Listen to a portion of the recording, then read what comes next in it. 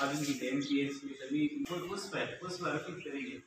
दोनों पुष्प आप इसको अर्पित करते जाएंगे हमारे तरफ से।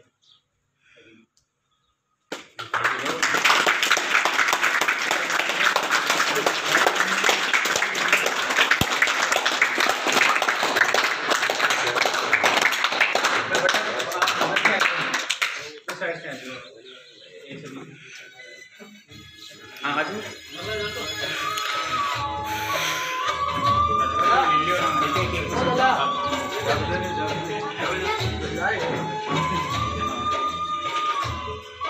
इड़ान देणी आपणी मां हालिए बोलराय पूत सिखावे पालने मरण पीछे से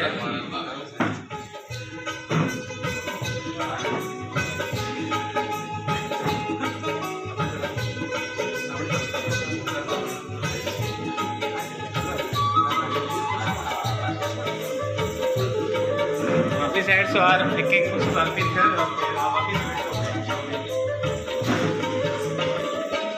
इदम राष्ट्राय स्वाहा इदम न मम। जब जब भरतखंड की इस महान संस्कृति पर संकट के बादल मंडराए या फिर इसकी अक्षुण्णता पर कोई भी आंख उठी, कलमकारों ने अपनी कलम की धार से चेतना की अलख जगाई है। समय समय पर कलमकारों ने अपने दायित्व बोध को दर्शाया। आज के परिवेश में जहां पाश्चात्य संस्कृति की आगोश में भारतीय संस्कृति का सूर कहीं डूबता नजर आ रहा है। भौतिकता के इस युग में विलासिता अपने पांव पसार रही है, तो कलमकारों की कलम फिर चली और इसी कड़ी में मेवाड़ की धरा के मां भारती के डांटे सपूत कवि ये साबित कर दिया कि वास्तव में कलम की धार तलवार की धार से और एक सुंदर रचना लिखी। राष्ट्र जागरण के उद्देश्य से लिखी गई इस रचना आपको सुनाकर हम स्वयं को गौरवान्वित महसूस करते हैं। तो प्रस्तुत है माया भाषा में माया थारो बाकी सब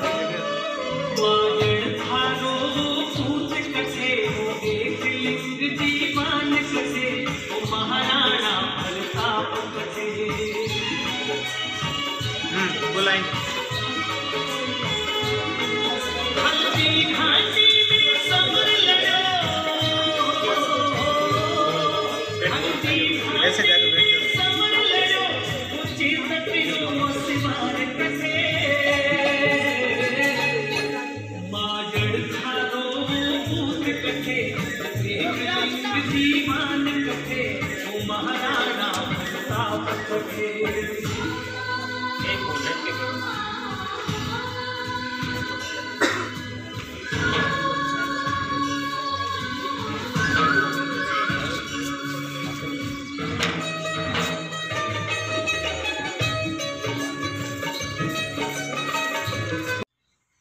राजसमंद जिले में वहाँ उनके पिता उदय सिंह थे और माता का नाम जयवंता बाई।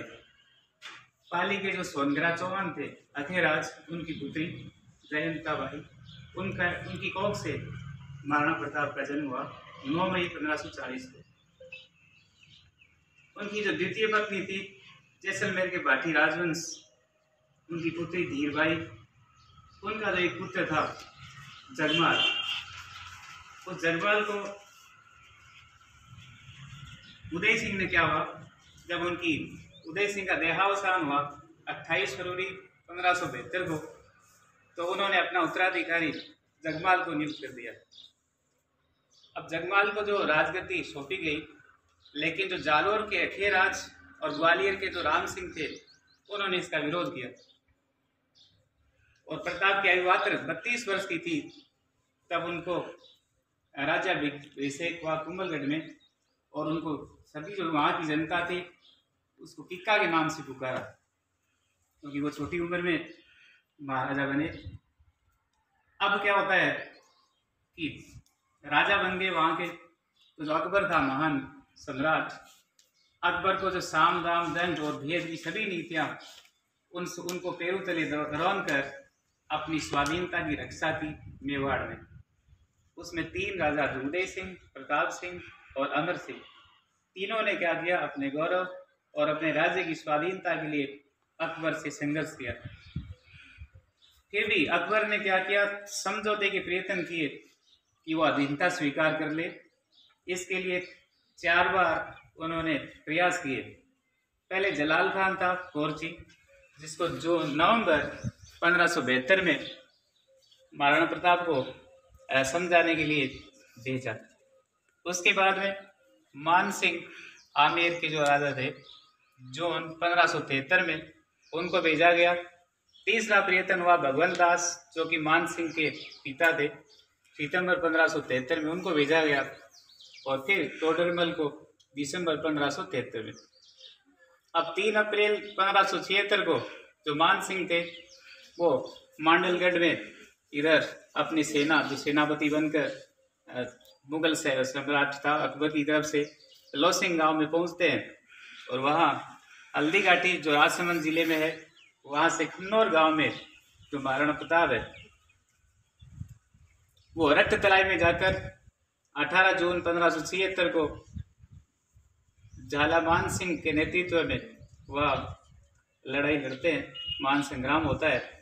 प्रताप की सेना का नेतृत्व हकीम नूर पठान ने किया तथा मान सिंह की सेना थी, उसके जो अग्रिम पंक्ति में थे वो आसफ खान थे और एक जगन्नाथ कच्छावा थे। इतिहासकार इसके साथ में एक अल बदायूनी भी थे। अब क्या होता है, घायल होने पर जो झाला बीदा थे, उन्होंने जो महाराणा प्रताप थे वो घायल हो गए थे, उससे वे उनका स्थान झाला बीदा ने लिया। अब जब वो घायल हो गए तो उनके जो भाई थे शक्ति सिंह, उन्होंने देखा कि ये महाराणा प्रताप संकट में, तो संकट में होते हुए उन्होंने सहायता की। और जो बलीचा गांव है उसके पास चेतक था, उसने अपनी अंतिम सांस ली। युद्ध के बाद कोल्यारी गांव पहुंचे, वहां महाराणा प्रताप का इलाज किया गया और फिर वो कुंभलगढ़ चले गए। वहां वो ठीक हुए, तब तक वहीं रहे। अबुल फजल था, उसने जो हल्दी घाटी का युद्ध हुआ उसको खन्नौर का युद्ध पुकारा। और अलबदायूं ने जो उसके साथ में थे, उन्होंने कहा कि ये गोगुंदा का युद्ध हुआ। जेम्स टोर थे, उन्होंने मेवाड़ की थर्मोपोली उसको पुकारा। फिर क्या हुआ, जो महाराणा प्रताप थे तो उन्होंने छापामार गुरिल्ला पद्धति अपनाई और उससे अपना जो साम्राज्य था उसका विस्तार पुनः किया।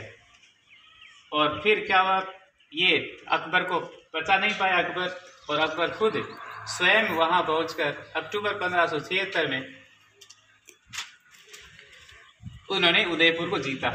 और उदयपुर को जीतकर मोहम्मदाबाद उसका नाम रखा। और अब इसके बाद में प्रताप को पकड़ने के काफी प्रयास हुए। पहली बार यानी युद्ध होने के बाद में महाराणा प्रताप वहां से बच जाते हैं। और प्रथम बार एक शाहबाज खान थे, 15 अक्टूबर 1577 को उनको भेजा गया कि आप उसको पकड़ें, महाराणा प्रताप को पकड़ो। तो महाराणा प्रताप जंगलों में वो छुपे रहे। सीधा एक गांव है कुंभलगढ़ के पास, वहाँ 3 अप्रैल को उन्होंने क्या किया, 1578 को, तो महाराणा प्रताप तो खुद नहीं पकड़े गए पर उस कुंभलगढ़ को उन्होंने जीत लिया शाहबाज खान ने। फिर शाहबाज खान की जो भेंट है वो कुंभलगढ़ से जाते समय जो रणकपुर में हुई महाराणा प्रताप से। फिर महाराणा प्रताप क्या होता है, सीमा पार चलकर यानी राजस्थान से बाहर निकलकर इधर जो अभी गुजरात में वहाँ चले गए। और फिर उनको भामाशाह मिले।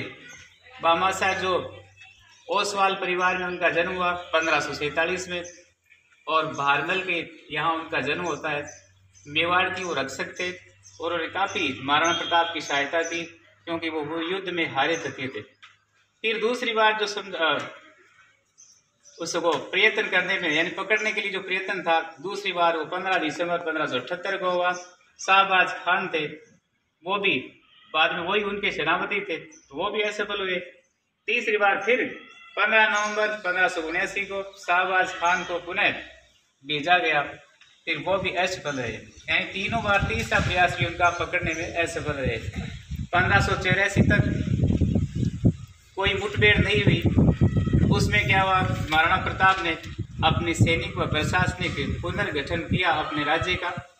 और फिर क्या होता है, इसी दौरान राजसमंद जिले का एक दिवेर का गांव है, दिवेर राजसमंद जिले में, जो कि अजमेर उदयपुर मार्ग में उसके ऊपर स्थित है। वहाँ दिवेर का युद्ध हुआ अक्टूबर 1582 में। और वहाँ का जो उसका जो सेनापति था अकबर की सेना की तरफ से, मुगल सेना का, वो सुल्तान खान था, जो कि अकबर के चाचा जी थे, चाचा। और उनको लेकर वो जो सेना है वहाँ पहुँचती है। और इस दिवेर में, दिवेर का जो रक्षक था, यानी वहाँ का जो थाना अधिकारी था, वो ये चाचा थे सुल्तान खान। तो फिर उनको जो प्रताप थे उन्होंने उसको हराया, प्रताप ने उनको हराया, प्रताप खुद उसको हराते हैं सुल्तान खान को, और दिवेर में उनकी विजय होती है। और वहीं से उनका विजय अभियान शुरू हो जाता है। फिर छोटे छोटे पूरा जो मेवाड़ का जो साम्राज्य था उस पर पुनः कब्जा कर लेते हैं। और फिर भी जो अकबर था वो उसको पता नहीं पाता, क्योंकि वो तो महासम्राट था। इसलिए उन्होंने जगन्नाथ कच्छावा को 1584 में, जो बारमल के छोटे पुत्र थे, उनको भेजा कि आप पुनः उसको कहीं ना कहीं हो पकड़ो और हमारे अधीनता स्वीकार करवाओ। तो 1585 में उन्होंने चावड़ को राजधानी बनाकर 12 वर्षों तक, यानी 1597 में तक उन्होंने शासन किया। चावड़ को अपनी राजधानी बनाई और 19 जनवरी और 1597 को वहाँ उनका देहावसान हो गया, यानी मृत्यु हो गई। और बाडोली गांव के पास हुई, वहाँ पर उनका अंतिम संस्कार हुआ। और वहाँ अब उनकी छतरी बनी हुई है महाराणा प्रताप की।